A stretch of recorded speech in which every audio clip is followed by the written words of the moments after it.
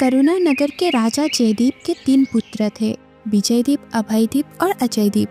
विजयदीप और अभयदीप राग रंग में डूबे रहते, जबकि अजयदीप दिन भर रथ में घूमता और शाम को मछलियों को आटे की गोलियां खिलाता। राजा अपने बेटों से बहुत दुखी रहता था। एक दिन जब वो उदास बैठा था तो राजकीय उद्यान का मालिक घबराया हुआ राजा के पास आया और उनसे बोला, महाराज, अनहोनी हो गई। राजकीय उद्यान से 4 आम के पेड़ अचानक गायब हो गए। क्या कह रहे हो माली? इतने बड़े बड़े आम के पेड़ कोई उखाड़ कर कैसे ले जा सकता है? महाराज, मैं सच कह रहा हूँ। कल रात तक सब ठीक था, लेकिन आज सुबह चारों पेड़ अपनी जगह से गायब मिले। ये तो बेहद ही अजीब बात है। चलो हम खुद चलकर देखते हैं कि आखिर माजरा क्या है। माली के साथ राजा जयदीप उद्यान की ओर बढ़े। बाग में पहुंचकर राजा ने चारों ओर नजर दौड़ाई और फिर माली से कहा, माली, कल रात जो पहरादार राज उद्यान में पहरा दे रहा था, उसे तुरंत ही बुलाओ। जैसी आपकी आज्ञा। कुछ ही देर में पहरेदार हाजिर हो गए। तुम लोग पहरा दे रहे थे, फिर भी उद्यान से 4 आम के पेड़ चोरी हो गए। आखिर ये कैसे हुआ? महाराज, आधी रात तक सब कुछ सामान्य था। हम पहरा पर थे, लेकिन वे सुगंध इतनी तीव्र और विचित्र थी कि हम सब बेहोश हो गए। ये तो तुमने बड़ी अजीब बात बताई है पहरादार। जी महाराज जी, जब हमारी आंखें खुली तो सुबह हो चुकी थी महाराज, और आम के पेड़ चोरी हो चुके थे। ये सुनकर राजा जयदीप सोच में पड़ गए। फिर उन्होंने उसी समय पहरेदारों को कड़ा निर्देश दिया, आज की रात तुम लोगों को पूरी तरह से सतर्क रहना होगा। चोर को हर हाल में पकड़ना है। जी महाराज, हम पूरी मुस्तैदी से पहरा देंगे। ये आदेश देकर राजा जयदीप उद्यान से चले गए। लेकिन अगली सुबह माली फिर घबराया हुआ दौड़ता हुआ आया और फिर राजा से बोला, महाराज, अनर्थ हो गया, अनर्थ हो गया। अब फिर से अपना काम कर गए चोर। क्या फिर से चोरी? जी महाराज, इस बार चोर सेब के 4 पेड़ चोरी करके ले गए। लेकिन हमने तो पहरादारों को पूरी तरह से सतर्क रहने का सख्त आदेश दिया था। फिर उनके होते हुए चोरी कैसे हो गई? महाराज, पहरादार पूरी मुस्तैदी से पहरा दे रहे थे, लेकिन आधी रात के बाद फिर वही रहस्यमय सुगंध फैली और सारे पहरादार बेहोश हो गए। इस बेहोशी का फायदा उठाकर चोर फिर से पेड़ उड़ा ले गए महाराज। ये कैसे चोर हैं जो पहरादारों को नींद में सुलाकर चोरी कर रहे हैं? अगर ये सिलसिला जारी रहा तो जल्द ही हमारा हरा भरा उद्यान उजागर हो जाएगा। इसके बाद राजा जयदीप ने और भी अधिक पहरेदारों को नियुक्त किया, लेकिन हालत नहीं बदले। जैसे ही आधी रात होती, उद्यान में विचित्र सुगंध फैलती और पहरेदार बेहोश हो जाते। जब तक उनकी बेहोशी टूटती, चोर अपना काम कर चुके होते।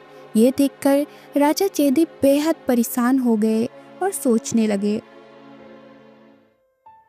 हमारा राजमहल का उद्यान पूरे राज्य में सबसे सुंदर और भव्य है, लेकिन अगर यही हाल रहा तो वे दिन दूर नहीं जब यहाँ सिर्फ उजाड़ और वीरानी रह जाएगी। नहीं, हम ऐसा कभी नहीं होने देंगे। मैं अपना सब कुछ दांव पर लगा सकता हूँ, लेकिन राजकीय उद्यान को इस तरह उजाड़ने नहीं दूंगा। इसी विचार के साथ राजा जयदीप ने पूरे राज्य में एक महत्वपूर्ण घोषणा करवाई। सुनो सुनो सुनो, जो कोई भी राजकीय उद्यान के पेड़ चुराने वाले चोरों को पकड़ कर लेके आएगा, महाराज जयदीप उसे अपना संपूर्ण राज्य सौंप देंगे। सुनो सुनो सुनो। ये लगता है महाराज जयदीप के दिमाग का संतुलन बिगड़ गया है।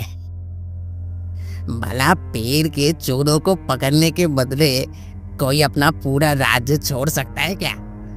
जब इतने अनुभवी पहरादार चोरों को नहीं पकड़ पाए तो आम लोग भला क्या पकड़ लेंगे? इस घोषणा को सुनकर राजा के दो पुत्र विजयदीप और अभयदीप भी बेचैन हो उठे। विजय भैया, सुना तुमने? पिताजी ने ऐलान किया है कि जो चोरों को पकड़ेगा उसे करुणा नगर का राजा बना देंगे।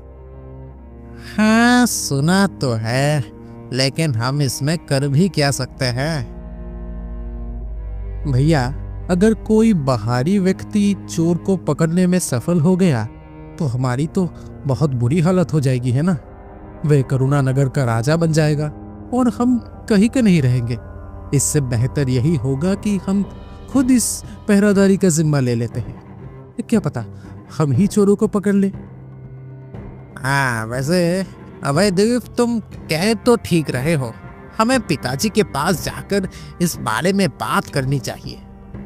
चलो भैया, देर नहीं करनी चाहिए। उसी समय विजयदीप और अभयदीप राजा जयदीप के पास पहुंचे। उन्हें देखकर राजा ने कड़े स्वर में पूछा, तुम दोनों यहाँ क्यों आए हो? पिताजी, हमारे रहते आपने ऐसी घोषणा क्यों करवाई कि जो भी राज उद्यान के चोरों को पकड़ेगा उसे करुणा नगर का राजपाट सौंप दिया जाएगा? क्या हम मर गए हैं पिताजी, जो आप उद्यान की सुरक्षा का सारा बाहर के लोगों पर डाल रहे हैं? हाँ, हम आपको विश्वास देते हैं, आज की रात हम चोरों को जरूर पकड़ लेंगे। विजयदीप, तुम्हारे मुंह से ऐसी बहादुरी की बात बहुत ही अजीब लगती है। ये सुनकर विजयदीप झुंझला गया और बोला, पिताजी, हमें एक मौका तो देकर देखिए। ठीक है, अगर तुम दोनों इस जिम्मेदारी को निभाना चाहते ही हो तो राज उद्यान की पहरादारी का भार मैं तुम्हें सौंपता हूँ। लेकिन याद रखना, यदि चोर को पकड़ने में तुम असफल हुए तो तुम्हें करुणा नगर छोड़कर किसी दूसरे राज्य में जाना होगा और फिर जीवन भर हमें अपना मुंह नहीं दिखाओगे। ऐसा कभी नहीं होगा पिताजी, हम चोरों को पकड़ कर ही रहेंगे। उसी रात दोनों भाई राज उद्यान की रखवाली के लिए पहुंचे। वो आपस में बात करने लगे। भैया, अगर हम चोरों को पकड़ लेते हैं तो करुणा नगर का राजा कौन बनेगा, तुम या मैं?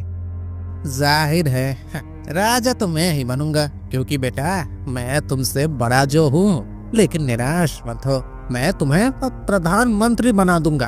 तब मेरे बाद तुम राज्य के सबसे प्रभावशाली व्यक्ति होगे। ठीक है भैया, मैं प्रधानमंत्री बनकर ही संतुष्ट रहूंगा। आधी रात होने पर अचानक विजयदीप बेचैन होकर बोला, अभयदीप, ये कैसी हवा चल रही है? मेरी तो आंखें भरी आ रही है। नींद के मारे मैं जाग नहीं पा रहा। भैया, मेरा भी यही हाल हो रहा है। लाख कोशिश कर रहा हूँ लेकिन आंखें खुल ही नहीं रही है। अगले ही पल दोनों भाई बेहोश होकर जमीन पर गिर पड़े। जब सुबह उनकी बेहोशी टूटी तब विजयदीप हड़बड़ाकर उठा। अरे, हमारे आसपास से तो सारे पेड़ गायब हैं। इसका मतलब रात में चोर फिर से आ चुका है। हाँ भैया, साफ दिखाई दे रहा है। अब क्या होगा? अब क्या होना है, समझ लो कि करुणा नगर की राजगद्दी हमारे हाथों से गई। आए, ये तो बहुत बुरा हुआ। दोनों भाई मुंह लटकाए राजा जयदीप के पास पहुंचे। उनकी कहानी सुनकर राजा क्रोधित हो उठे। निकम्मे, मुझे तुमसे इसी की उम्मीद थी। जाओ, मेरी नजरों से दूर हो जाओ। शर्मिंदा होकर दोनों भाई सिर झुकाकर कक्ष से बाहर चले गए। दूसरी ओर दिन भर इधर उधर घूमने के बाद राजा का सबसे छोटा पुत्र अजयदीप हमेशा की तरह आटे की गोलियां लेकर नदी के किनारे पहुंचा। किनारे पर बैठकर वो मछलियों को आटे की गोलियां खिलाने लगा। तभी अचानक पानी में हलचल हुई और एक विशाल सुनहरी मछली पानी की सतह पर आई। राजकुमार अजयदीप, मैं मछलियों की रानी हूँ। तुम बरसों से हमें आटे की गोलियां खिलाते आए हो और मैं तुमसे बहुत प्रसन्न हूँ। आज मैं तुम्हें एक बड़ा उपहार देना चाहती हूँ। मछली रानी, तुम मुझे भला क्या दे सकती हो? राजकुमार, मैं तुम्हें इस राज्य का राजा बना सकती हूँ। क्या? हाँ राजकुमार, क्या तुम जानते हो कि इन दिनों राज उद्यान से पेड़ क्यों चोरी हो रहे हैं? नहीं, लेकिन ये जरूर कोई रहस्यमय बात है। तो सुनो, ये पेड़ कोई साधारण चोर नहीं बल्कि पाताल लोक के सेवक चुरा रहे हैं। वो रात में आकर राज उद्यान से पेड़ उखाड़कर पाताल लोक ले जाते हैं। क्या? लेकिन वे ऐसा क्यों कर रहे हैं? इसकी एक मजेदार कहानी है। 1 महीने पहले पाताल लोक का राजा पृथ्वी लोक की सैर पर आया था। घूमते घूमते उसकी नजर करुणा नगर के राजकीय उद्यान पर पड़ी। पहरेदारों की नजर बचाकर वो भीतर चला गया और वहाँ के फलों का स्वाद चखा। फिर क्या हुआ? उन फलों का स्वाद इतना अनोखा और लाजवाब था कि पाताल लोक का राजा उन पर मोहित हो गया। लेकिन वो हर दिन पृथ्वी पर आकर फल खा नहीं सकता था, इसीलिए उसने अपने सेवकों को आदेश दिया कि राज उद्यान के सभी फलदार पेड़ पाताल लोक ले जाए। ओह, तो चोर पाताल लोक से आते हैं। हाँ राजकुमार, और तुम्हें पता है वो कैसे चोरी करते हैं? कैसे? जब पाताल लोक के सेवक उद्यान में उतरते हैं तब वातावरण में एक रहस्यमय सुगंध फैला देते हैं। उस सुगंध का असर इतना गहरा होता है कि सभी पहरेदार बेहोश हो जाते हैं और जब तक उनकी बेहोशी टूटती है तब तक चोर अपना काम करके पाताल लोक लौट चुके होते हैं। अजीब बात है, लेकिन मछली रानी, तुम मुझे ये सब क्यों बता रही हो? क्योंकि आज रात तुम्हें ही पाताल लोक के सेवकों को पकड़ना है। मैं भला उन्हें कैसे पकड़ सकता हूँ? अजयदीप, तुम कुछ देर यही किनारे पर ठहरो। मैं नदी की तलहटी से तुम्हारे लिए कुछ चीजें लाने जा रही हूँ। इन्हें पास में रखकर तुम आसानी से पेड़ों के चोरों को पकड़ सकते हो।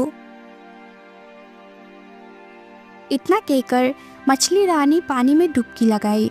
कुछ देर बाद वो पानी की सतह पर लौटी और अपने मुंह में दबाई हुई वस्तुएं किनारे पर उगल दी। राजकुमार, इस माला को अपने गले में पहन लो और इस मणि को उठा लो। मछली रानी, ये कैसी माला और मणि है? राजकुमार, ध्यान से सुनो। ये माला पहनकर तुम राजकीय उद्यान में पहरा देने जाओगे। इसका प्रभाव ये होगा कि तुम पर नशीली सुगंध का असर नहीं पड़ेगा, जिससे तुम बेहोश नहीं होगे। ये मणि जैसे ही तुम पाताल लोक के सेवकों की ओर करोगे, वो वही के वही पृथ्वी पर चिपक जाएंगे और हिल भी नहीं सकेंगे। इस प्रकार तुम बड़ी आसानी से चोरों को पकड़ सकते हो और करुणा नगर के राजा बन सकते हो। मछली रानी, तुमने तो मुझे अद्भुत चीज दी है। मछली रानी ने अब अपना मुंह खोला और एक अंगूठी किनारे पर गिरा दी। अजयदीप ने तुरंत ही अंगूठी पहन ली। जैसे ही अंगूठी उसकी उंगली में आई, उसमें एक नई ऊर्जा आ गई।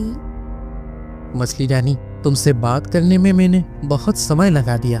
अब मुझे महल जाकर पिताजी महाराज से अनुमति लेनी होगी कि आज की रात मैं उद्यान की पहरादारी करूं। शाबाश राजकुमार, देखा अंगूठी का प्रभाव।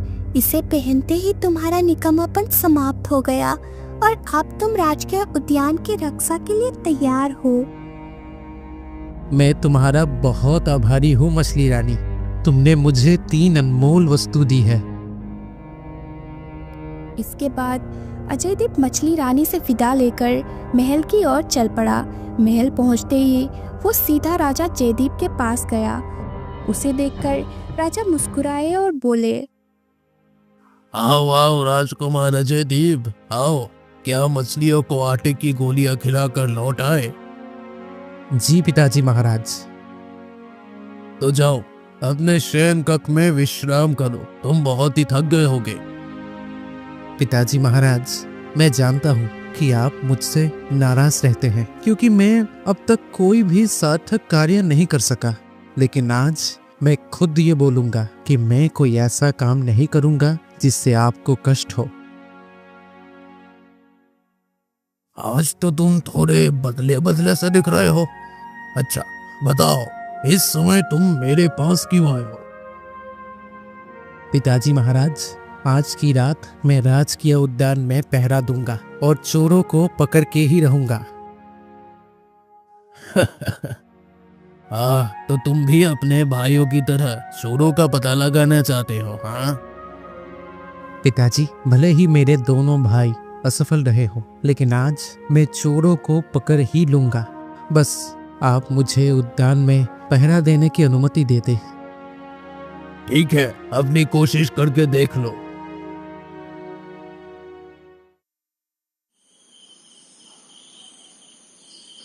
रात होते ही अजयदीप ने जादुई माला अपने गले में पहनी और मणि को जेब में रखकर उद्यान की ओर चल पड़ा। आज पाताल लोक के सबकी खैर नहीं, देखते हैं कि वो कैसे बचकर जाते हैं। फिर अजयदीप उद्यान में पहरा देते हुए इधर उधर घूमने लगा। आधी रात होते ही उसे घोड़े के टापों की आवाज सुनाई देने लगी। ये आवाज, लगता है घोड़े आ रहे हैं। जल्दी करो, एक एक करके पेड़ उखाड़ लो, चलो। लेकिन इससे पहले कि पाताल लोक के सेवक पेड़ उखाड़ पाते, अजयदीप ने फुर्ती से मणि निकाली और उनकी ओर कर दी। जैसे ही मणि की चमक पाताल लोक के सेवक पर पड़ी, उन्होंने अपने कदम उठाने की कोशिश की, लेकिन अरे ये क्या, हमारे कदम तो जमीन से चिपक गए हैं। हम हिल भी नहीं पा रहे। तो तुम ही वो चोर हो जो हर रात हमारे उद्यान के पेड़ उखाड़ कर ले जाते हो, लेकिन आज देखता हूँ कि तुम लोग पेड़ कैसे उखाड़ते हो। राजकुमार, कृपया करके इस मणि को अपनी जेब में रख लीजिए। इसके कारण ही हम पृथ्वी से चिपक कर रह गए हैं। नहीं, मैं इस मणि को जेब में नहीं रखूंगा। राजकुमार, हमारी बात मान लो। हम कसम खाते हैं कि आज के बाद कभी भी तुम्हारे उद्यान में चोरी करने नहीं आएंगे। यह सुनकर अजयदीप कुछ देर सोचता रहा। फिर उसने मणि को अपने जेब में रख लिया। ऐसे करते ही घुड़सवार और उनके घोड़े के पैर जमीन से अलग हो गए। वो राहत की सांस लेते हुए बोले, राजकुमार जयदीप, अपने दोनों भाइयों से सावधान रहना, वे बहुत ही दुष्ट हैं। तुम्हारा मतलब क्या है? तो सुनो राजकुमार, राजा जयदीप ने घोषणा की है कि जो चोरों को पकड़ कर ले आएगा वह करुणा नगर का राजा बनेगा। अब जब तुम इस कार्य में सफल हो चुके हो तो तुम्हारे दोनों भाई तुमसे ईर्ष्या करने लगेंगे। वे षड्यंत्र रचकर तुम्हें कुछ दिनों के लिए राज्य से बाहर भेज देंगे। तुम्हारे पीछे से वे राजा जयदीप और महारानी हीरावती को कैद कर लेंगे और करुणा नगर की गद्दी पर कब्जा जमा लेंगे। ओह, तो मेरे भाई इतनी नीचता पर उतर सकते हैं? मैं उन्हें जीवित नहीं छोड़ूंगा। आज ही जाकर उन्हें मौत के घाट उतार दूंगा। राजकुमार, इतनी जल्दबाजी मत करो। विजयदीप और अभयदीप एक दिन अवश्य अपने कर्मों का फल भोगेंगे, लेकिन अभी नहीं। उन्हें अपनी चाल चलने दो। समय आने पर तुम्हारे ही हाथों से उनका अंत होगा। ठीक है, मैं उन्हें अभी नहीं मारूंगा। इसके बाद घुड़सवारों ने एक विशालकाय जानवर का निर्माण किया। फिर उन्होंने कहा, राजकुमार, अब हम घोड़ों पर सवार होकर पाताल लोक लौट जाएंगे। तुम इस जानवर के पैर से बांध दो और राजा जयदीप से कहना कि यही जानवर पैर उखाड़ कर ले जाता था, ठीक है? इस तरह तुम्हारी बात भी रह जाएगी और हम भी बच जाएंगे। हाँ, यही ठीक रहेगा। इसके बाद पाताल लोक के सेवक ने उसे एक चमत्कारी तलवार देते हुए कहा, राजकुमार, ये चमत्कारी तलवार अपने पास रख लो। इस तलवार से एक ही बार में दुश्मन का काम तमाम हो जाएगा। याद रखना, इसका वार कभी भी खाली नहीं जाता। अच्छा, अब हमें विदा दो। अगले ही पल चारों घुड़सवार घोड़े पर सवार होकर पाताल लोक की ओर चल पड़े। जब वे आंखों से उज्जवल हो गए तब अजयदीप महल की ओर लौट आया।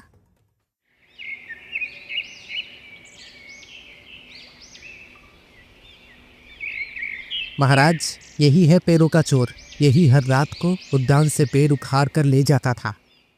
अच्छा, तो यही है चोर। बेटा जयदीप, मैं तो तुम्हें निकम्मा समझता था, लेकिन तुम तो बहुत योग्य निकले। पिताजी, ये सब आपके आशीर्वाद का फल है। उसी दिन राजा जयदीप ने दरबार में एक महत्वपूर्ण घोषणा की। प्रजागणों, हम ये घोषणा करते हैं कि हमारे बाद राजकुमार अजयदीप करुणा नगर के नए राजा बनेंगे। विजयदीप भैया, ये तो हमारे लिए डूब मरने वाली बात हो गई। हमारे होते हुए छोटे भाई अजयदीप राजा बनेगा। अभयदीप, तुम सही कह रहे हो। इस समय भाग्य पूरी तरह से अजयदीप के साथ दे रही है, लेकिन मैं भी कम नहीं हूँ। मैं वो सांप हूँ जिसका कांटा पानी भी नहीं मांगता। अब तो आने वाला वक्त ही बताएगा कि करुणा नगर का राजा अजयदीप बनेगा या फिर मैं। इस घटना के कुछ ही दिन बाद की बात है। विजयदीप और अभयदीप अजयदीप के पास पहुंचे और मुस्कुराते हुए बोले, करुणा नगर राज्य के भाभी महाराज, उनको मेरा प्रणाम।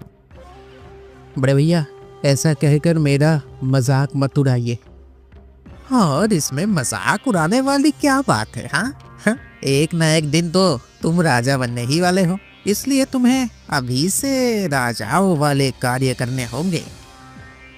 आपका तात्पर्य क्या है बड़े भैया? हाँ, तो सुनो, जीतपुर की राजकुमारी कामाक्षी का स्वयंवर होने वाला है। हमने सुना है कि वे बहुत ही खूबसूरत और बुद्धिमान है। हम चाहते हैं कि तुम स्वयंवर में जाओ और उसे अपनी रानी बना कर लाओ। अगर आपकी यही इच्छा है तो मैं इसे जरूर पूरा करूंगा।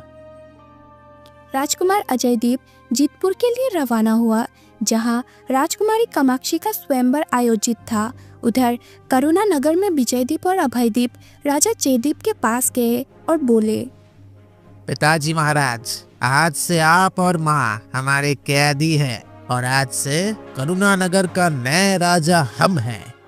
क्या बक रहे हो? जानते भी हो कि तुम किससे बात कर रहे हो? मेरे एक इशारे पर मेरे सैनिक तुम्हारी गर्दन उड़ा सकते हैं।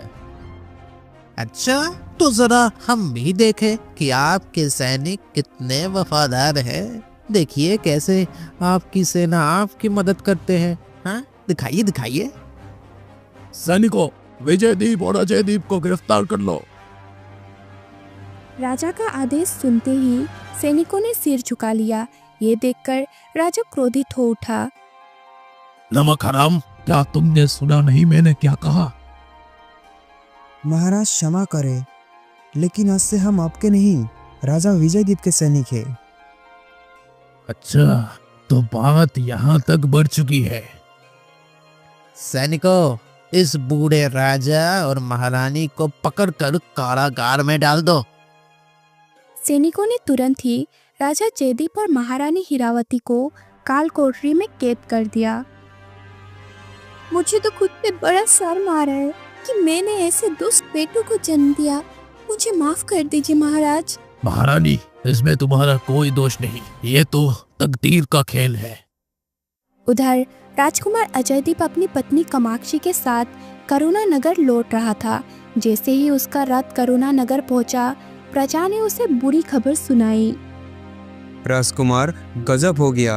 आपकी अनुपस्थिति में विजयदीप और अभयदीप ने राजा और महारानी को कैद कर लिया है और स्वयं राजा बन बैठे हैं। इसका अंदाजा तो मुझे पहले ही हो गया था। चलो अब मैं उन्हें देखता हूँ। कुछ ही देर में अजयदीप और कामाक्षी दरबार में आ पहुंचे। अजयदीप, तो तुम राजकुमारी कामाक्षी को भगाकर तो नहीं ले आए? हाँ, जीत कर ले आए हो ना? हाँ भैया, लेकिन मेरी अनुपस्थिति में तुमने पिताजी और माता को कैद कर कर जो किया वो बिल्कुल सही नहीं था। अब तुम दोनों मरने के लिए तैयार हो जाओ। अच्छा, तुम हमें मारोगे? हाँ? देखते हैं तुम हमें कैसे मारते हो। करुणा नगर की पूरी सेना अब हमारे साथ है। यह सुनकर अजयदीप ने चमत्कारी तलवार से एक ही बार में विजयदीप तथा अभयदीप दोनों को मौत के घाट उतार दिया। और इसके बाद अजयदीप ने राजा जयदीप और महारानी को कारागार से मुक्त किया। पिताजी, महारानी माँ, ये कामाक्षी है, जीतपुर की राजकुमारी और अब मेरी पत्नी। बेटा, तुमने न केवल राज्य को बचाया बल्कि इस सुयोग्य रानी को भी चुना। आज मैं अपने जीवन का सबसे गौरवशाली निर्णय लेने जा रहा हूँ। प्रजागणों, आज से करुणा नगर का राजा मेरा पुत्र अजयदीप होगा। उसने न केवल अपनी बुद्धिमत्ता से राज्य की रक्षा की बल्कि ये सिद्ध भी किया कि एक सच्चा राजा वही होता है जो धैर्य और करुणा से शासन करे। राजा बनने के बाद अजयदीप ने अपने राज्य को सुचारू रूप से चलाया। इससे राजा जयदीप अत्यंत प्रसन्न हुए कि उनका एक पुत्र इतना काबिल निकला। अब राजा जयदीप, महारानी अजयदीप और रानी कामाक्षी ने साथ मिलकर सुख शांति से अपना जीवन व्यतीत किया।